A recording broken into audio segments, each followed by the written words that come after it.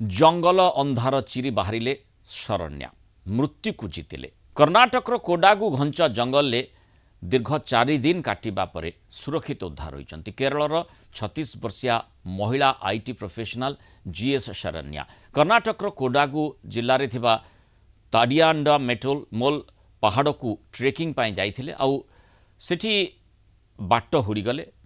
बाध्य होई 4 दिन काल जंगल फसी रहिले। रविवार संध्यारे तांकु सुरक्षित भावे उद्धार करा जाई पारिछि। ये गोटे आश्वस्तिकर सूचना समस्त एप्रिल 2 रे शरण्या गोटे 15 जणिया दल सह ट्रेकिंग रे जाइथिले। पहाड़रू ओल्हेइबा समय किंतु बाट हुड़ी गले, बाट पाइले नाही। घंच जंगल भितरे से निज दलरू अलगा होई गले।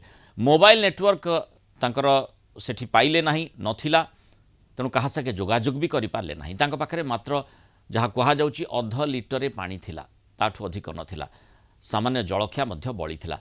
से गोटे परित्यक्त जंगल बंगलारे आश्रय नैथिबा कहिछंती एवं झरणा पानी पी बंचिले। वन्यजंतु वर्षार भय भी थिला, तथापि से धैर्य हरिलेनी। कर्नाटक पुलिस, वन विभाग, एंटी नक्सल स्क्वाड ड्रोन साहाय्य व्यापक सर्च